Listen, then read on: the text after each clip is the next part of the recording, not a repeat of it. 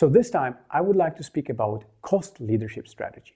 So cost leadership strategy is basically an opposite to differentiated strategy. Cost leadership means that you are in your strategy focusing mostly on the cost saving. So in other words, you are creating an average product that you're selling for the price X, which is an average price for that product in the given market, but your costs are lower than the average competition. Your costs are at the level of, let's say, Y minus 20%, while the average costs in the industry are at the level of Y, right?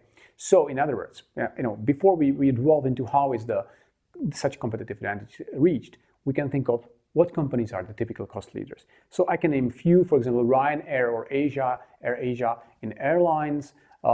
It can be Walmart in retail. It can be Chery in car manufacturing, BYD in electric cars. All these companies are creating products that are similar in prices to their competition, but cheaper to make, right?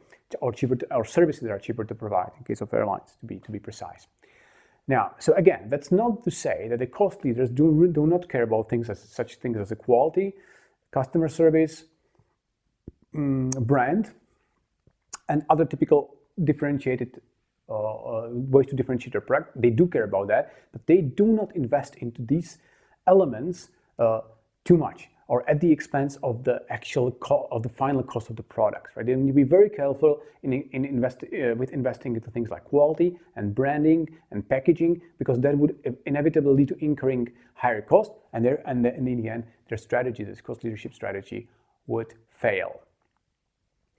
Let's think of how to achieve lower costs. So let's say you decide as a strategic leader, yes, I will be the cost leader. I will be cheaper than the competition, or at the same level, at the same price level as the competition, but my cost will be significantly lower. So I will benefit from the cost. I will make more money. I will make more profit and benefit from the lower cost structure, right? So how do you actually achieve the lower cost structure? Now, first of all, first major variable that somehow influences, that somehow affects your cost, the total level of cost, and the key one, the most significant one, is economy of scale. Now, economy of scale. What is economy of scale? Economy of scale comes from the fact that it's sometimes doesn't really matter whether you're making one product or 100 products, because your cost might be kind of similar, right? Because why is that so?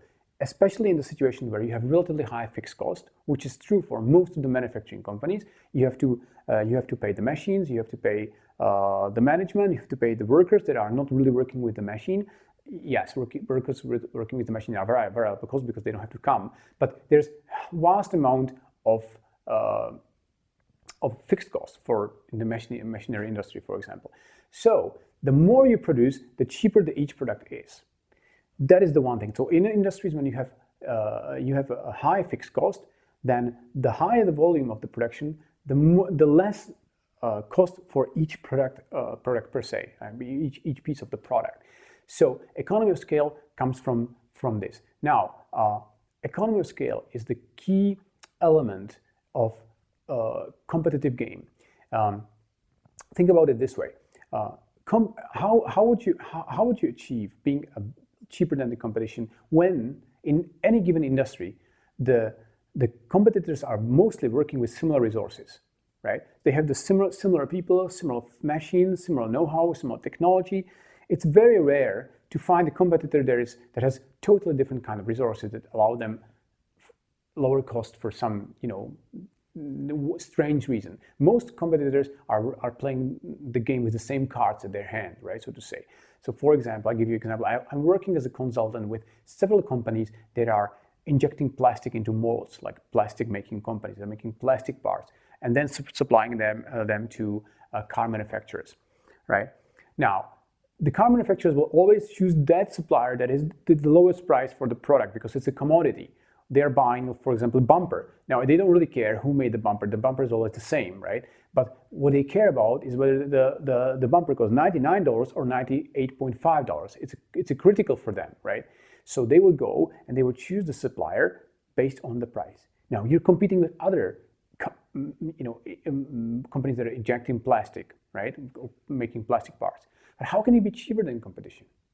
You're using exactly the same courier machines. You're using the similar people because you're in the same region, so you pay the same money for the labor, and you're using the same raw material, which is the plastic granulate. So how can you be cheaper? Only by having larger orders.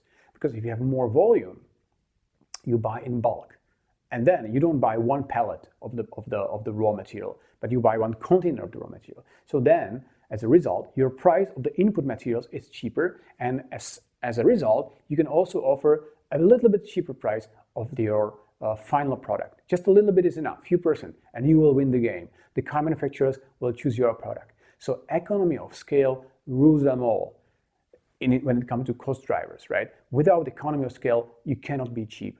Yes, you can play a different game when you're small. You can play differentiation, but you cannot really play cost leadership without being big. I don't recall any example of a company successfully competing as a cost leader while being small at the same time. So the first way how you can lower the cost is by achieving economy of scale. The second way is new process technology. Now, as a good example of new process technology would be a Ford production line. As you might recall, Henry Ford is the founder of the modern car manufacturing industry. His major innovation was the new way how to produce cars. Originally, the cars were produced in a factory by a team of skilled workers that produced the car from 0 to 100%, just a few people, a bunch of people, maybe 10 of people, right? Very skilled, very expensive, very high level workers, right? It took several months to produce a car and was tremendously expensive. You can buy a whole farm for one car. You exchange one whole farm for one car. Then Henry Ford came and saw in the meat industry that the meat is traveling on the line while there are different workers working on this piece of meat. And he said, I can do that with cars. I can take car and I can let cheap workers, cheap labor work on certain parts of the car, so they don't have to be so skilled, so much trained. I just need to teach them to do this basic movement, so to say, and then as a result, I will be faster, my production will be faster and cheaper than the competition, and it was, yeah.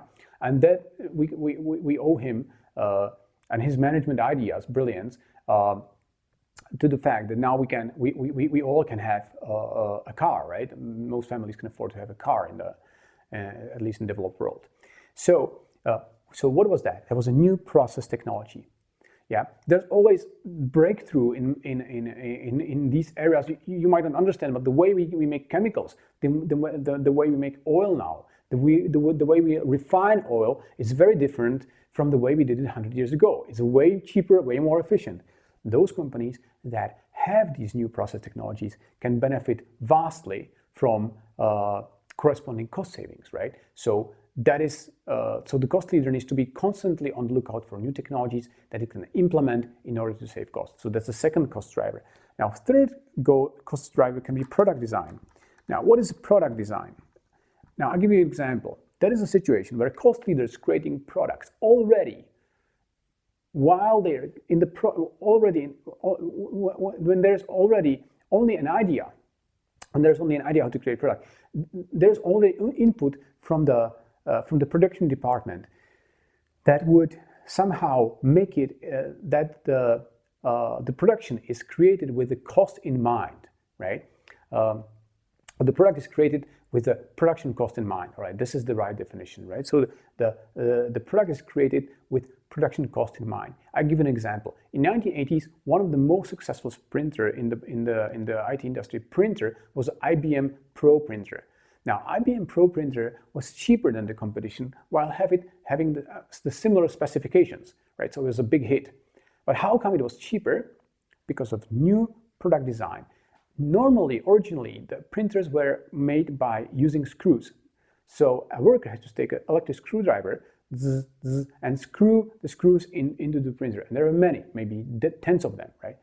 IBM Pro printer was the first printer that was made only by clicking. So you take one part, click, click, click. Now, if you go to store to buy a printer, you will see that most printers have a very few screws, if any. Yeah, all of them are just like assembled by clicking because it's way faster than dealing with the screws. 1980s was a breakthrough in that area because thanks to IBM, that had this idea. Obviously, it allowed them to save costs for labor because now it takes tremendously less time to make a printer, rather than in the past where you need to use the screws.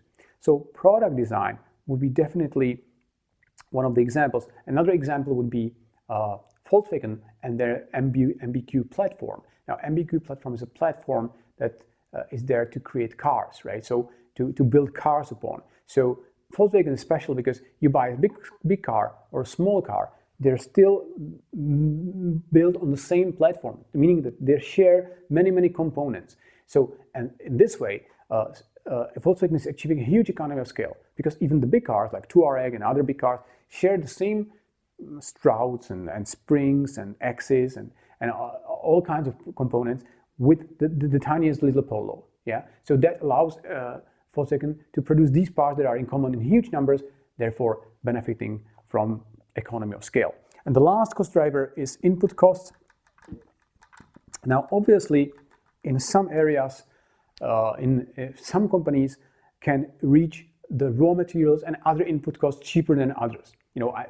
Typical example is there are many locations in the world where you can mine oil. Yeah, but so there are companies all over the world mining oil. In Norway, in Saudi Arabia, also in the Central Europe, there are companies mining oil because oil is almost anywhere in the planet. But the difference is that in Saudi Arabia, the oil is quite not so deep under the surface. So it's relatively cheap to get it out.